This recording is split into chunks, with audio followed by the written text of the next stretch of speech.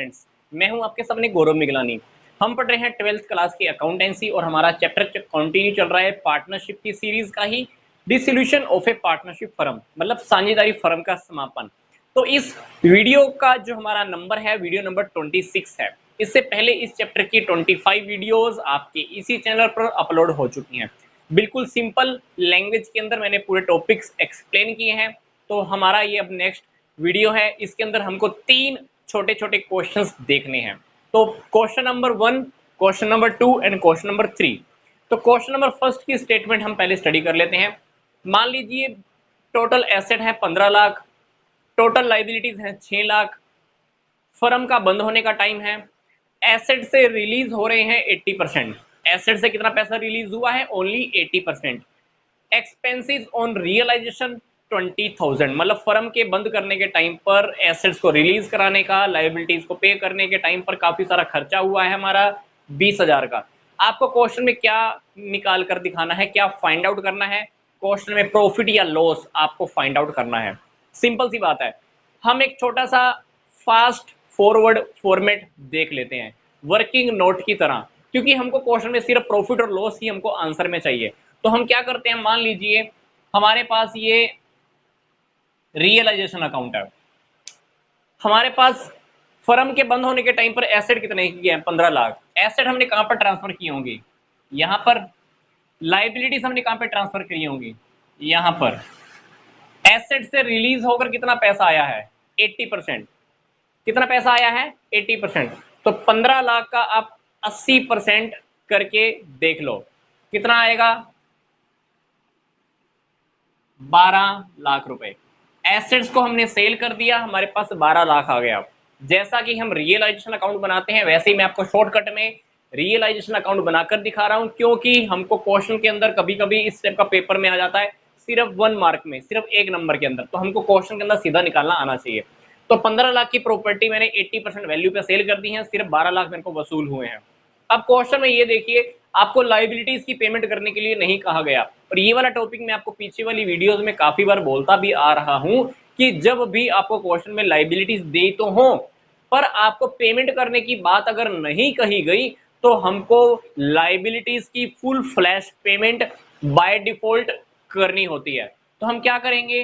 6 लाख की लाइबिलिटीज की पेमेंट हमको यहां पे करनी है।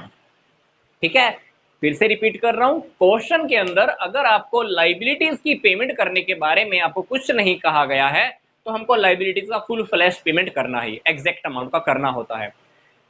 रियलाइजेशन के एक्सपेंस कितने हो गए हैं? 20,000। फर्म कहां लिखेगी? यहीं पर। बस अपना मान लो रियलाइजेशन अकाउंट कंप्लीट हो गया इस इंफॉर्मेशन के अकॉर्डिंग। अब हमारा प्रॉफिट या लॉस आ जाएगा, देख लेते हैं। तो 6 में से 6 मान लो कैंसिल हो गया, 15 में से 12 गए, 3 लाख। तो आपका क्वेश्चन में 3,20,000 पे लॉस आने वाला है। कैसे निकाला? इस साइड के टोटल में से इस साइड के टोटल को लेस कर देना, डेबिट साइड का टोटल में से क्रेडिट साइड का टोटल आप लेस कर देना, आपको पता चल जाएगा क्वेश्चन में हमारे पास रियलाइजेशन का लॉस कितना आ रहा है? 3,20,000 रुपए। वैसे भी देख लो, 6 से 6 काट दो, 15 में से 12 गए, 3 लाख। 3 लाख का लॉस प्लस 20,000 का और लॉस, 3,20,000 का हमारा क्वेश्चन में क्या आ गया? लॉस आ गया। तो हमारा ये छोटा सा क्वेश्चन था, आई थिंक आपको समझ में आ गया होगा। अब हम देखते हैं नेक्स्ट क्वेश्चन की ओर। मान लीजिए बैलेंस शीट के अंदर हमारे पास डेटर दिए हुए हैं 5 लाख के। कितने के डेटर दिए हुए हैं? 5 लाख के। प्रोविजन उन डेटर के ऊपर है मान लो 10,000। फर्म के बंद होने का टाइम है, फर्म के बंद होने के टाइम पर क्या हुआ? हमारे बेड डेट्स हो गए। बेड डेट्स मतलब हमारे डेटर्स में से कुछ पैसा हमारा डूब गया। कितना? 1 लाख रुपए। बेड डेट्स मतलब डूबत ऋण, डूब गया हमारा पासा डेटर में से, कुछ लोगों ने 1 लाख रुपए हमारे नहीं दिए। तो आगे देखो, फर्म के बंद होने के टाइम पे 1 लाख डूब गया और बाकी डेटर से कितना पैसा रिसीव हुआ हमारा? 10% और कम। मतलब 1 लाख तो वैसे डूब गया, बाकी रह गए 4 लाख। 4 लाख रुपए में से भी आपको 10% कम मिला है पैसा, मतलब 40,000 और कम हो जाएगा। अब भी प्रैक्टिकल हम इसको रियलाइजेशन अकाउंट की हेल्प से देखते हैं, क्योंकि क्वेश्चन के अंदर आप आंसर जो सर्च करोगे तो आपका आंसर आने वाला है 3,60,000 रुपए। कैसे आने वाला है? 5 लाख के डेटर्स 1 लाख कम करेंगे तो 4 लाख। 4 लाख में से 10% का डिस्काउंट काटने के बाद आपको 40,000 का डिस्काउंट काटने के बाद आपको पेमेंट मिलने वाली है डेटर से 3,60,000 की।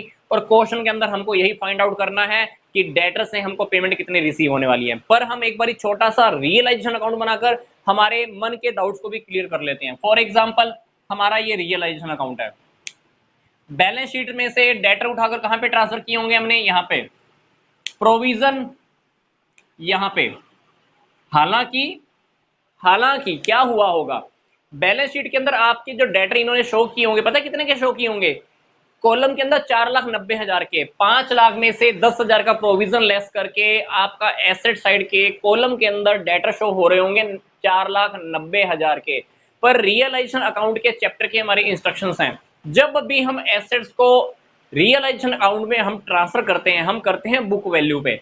तो हमने 5 लाख के डेटर्स को यहां पर ट्रांसफर किया, इससे रिलेटेड जो प्रोविजन है हमने क्रेडिट साइड में ट्रांसफर करना होता है, और यही बात हमने पीछे वाली वीडियोस में भी सीखी है। तो डेटर हमने यहाँ पे ट्रांसफर कर दिया, प्रोविजन यहाँ पे। अब बात ये आ रही थी कि डेटर से हमको 1 लाख तो डूब गया, अब 5 लाख रुपए में से 1 लाख तो आपके डूब गए, बाकी कितने रह गए, 4 लाख। अब 4 लाख रुपए जो आपने डेटर से लेने थे वो भी कैसे आए हैं आपके, 10% कम आए हैं। तो 4 लाख का आप 10% कम करके देखो तो 40,000 रुपए आपको और कम मिलेंगे, तो आपको डेटर से पैसा वसूल होने वाला है 3,60,000 रुपए। और यही वो क्वेश्चन में आपसे पूछ रहा था कि डेटर से हमको कितना अमाउंट रिसीव होने वाला है, that's it, this is the answer, it's our exact answer, 3,60,000 rupees will be recovered from the debtors on the time of the dissolution of a firm। ठीक है, तो ये हुआ हमारा सेकंड क्वेश्चन। अब थर्ड क्वेश्चन को हमको बहुत ध्यान से देखना है, is a very important and little bit technical. Let's see, dissolution के टाइम पर, फर्म के बंद होने के टाइम पर हमारी एसेट्स हमने ट्रांसफर कर दी हैं रियलाइजेशन अकाउंट के अंदर 1 लाख रुपए की, एसेट ट्रांसफर हो चुकी हैं। एसेट को ट्रांसफर करने की अपने को कोई जर्नल एंट्री मतलब नहीं करनी है, ठीक है। आगे देखते हैं, 40% ऑफ द एसेट, मतलब 1 लाख का 40% एसेट, 1 लाख की जो 40% एसेट है हमने सेल की है, उसको सेल करने से कितना पैसा मिला है, 120%। ठीक है, ध्यान से देखो, मैं स्टेटमेंट को स्टेप बाय स्टेप क्लियर कर रहा हूं। टोटल प्रॉपर्टी कितनी है, 1 लाख। 1 लाख रुपए में से मैंने 40% की एसेट को सेल किया है, पर कितने के ऊपर, 120% के ऊपर। ठीक है, आगे देखिए सेकंड स्टेटमेंट देखो क्या है, 25% of remaining, 25% of remaining asset sold at 20% discount. मतलब 1 लाख में से 40% तो जा चुका। अब ये लाइन को ध्यान से सुनना, 25% ऑफ रिमेनिंग मतलब 1 लाख में से 40% चला गया, तो बाकी कितना रह गया, 60%। अब ये कह रहा है कि 25% बाकी एसेट्स का, मतलब इसमें से भी आप 25% अलग कर लो, क्योंकि इसने स्टेटमेंट में बोला ही आपको ऐसा है कि 25% रिमेनिंग एसेट का, तो 40% तो हमने सेल कर दी, बाकी रह गई 60%। 60% जितनी रह गई उसका भी हमने 25% सेल करना है, कितने के ऊपर, 20% डिस्काउंट के ऊपर। बाकी की जो एसेट रह जाएंगी, बाकी की जो रिमेनिंग एसेट रह जाएंगी, वो पार्टनर लेके गया है, कौन, ए, कितने पे, बुक वैल्यू पे। क्वेश्चन की स्टेटमेंट को अगर आपने यहां तक समझ लिया तो आपको क्वेश्चन आगे करना कुछ मुश्किल नहीं है। सिचुएशन को मैं फिर से क्लियर कर रहा हूं, 1 लाख की एसेट थी, 1 लाख की एसेट्स में से 40% एसेट्स को मैंने सेल कर दिया, कितने में, 120% के ऊपर। बाकी की रहेगी 60%। इसने बोला था कि बाकी का 25%, 60% का 20% मैंने फिर से सेल कर दिया है 20% लॉस पे। तो बाकी की 60% में से बाकी की वैल्यू जो भी एसेट की है वो उतने ही वैल्यू पे, उतने ही बुक वैल्यू के ऊपर कौन लेके गया है, पार्टनर लेके गया है, ए। हमको क्या करके दिखाना है, इस क्वेश्चन के अंदर जर्नल एंट्री करके दिखानी है। पर जर्नल एंट्री करने से पहले हमको इस क्वेश्चन को मैथमेटिकल फॉर्म में थोड़ा सोल्व करना होगा। यहाँ पे देखिए, 1 लाख की एसेट 40% करोगे तो कितना हो जाएगा, 40,000। अब 40,000 की प्रॉपर्टी को अगर आप 120% के ऊपर सेल करोगे तो 40,000 का 140, सॉरी 120%, 20% फालतू करके देख लो, 40,000 का 20% फालतू 8,000। तो आपने 40,000 की एसेट कितने में सेल की है, 48,000 में। ठीक है, तो 1 लाख में से 40,000 की तो आपने सेल कर दी, बाकी एसेट कितने की रह गई आपकी, 60,000 की। अभी 60,000 की एसेट में से आपको 25% एसेट आपने सेल करनी है। पहले तो आप 60,000 का 25% करके देख लो,